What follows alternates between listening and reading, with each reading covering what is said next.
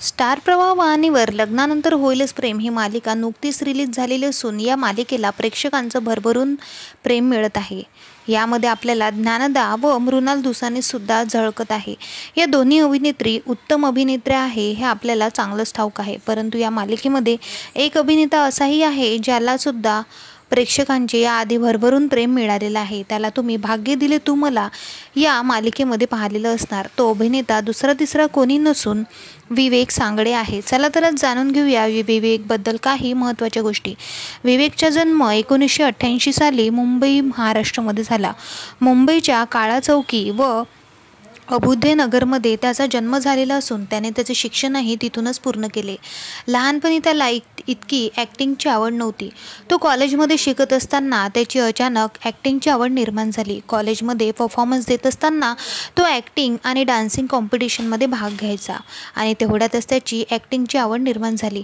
त्याच्या प्रेमाबद्दल जाणून घ्यायचे झालं तर भाग्य दिले तू मला या मालिकेतील को ॲक्टर तन्वी मुंडळेसोबत त्याचे नाव जोडले गेलेले होते। दोघांचेही एकमेकांवर प्रेम आहे असंही सांगण्यात आलेलं होतं, मात्र अजून तरी तन्वी अथवा विवेकने याबद्दल प्रेमाची कबुली दिलेली नाही।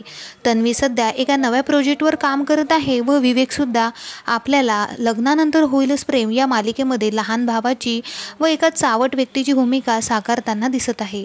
ही मालिकासुद्धा लोकांना भरभरून आवडत आहे। या मालिकेमध्ये काहीतरी नवीन दिसत आहे असं प्रेक्षकांचं सांगणं आहे। विवेकचा इथपर्यंतचा प्रवास इतका सोपा नव्हता। तो कॉलेज ड्रॉपआउट असून त्याने त्याचे शिक्षणही पूर्ण केलेले नव्हते। 12वीला असताना त्याला अपयश आले। त्यानंतर त्याने ऑडिशन द्यायला सुरुवात केली आणि अशातच त्याला त्याच्या आयुष्याची पहिली मालिका कसे विसरू ही मिळाली आणि यातूनच तो घराघरात प्रसिद्ध झाला।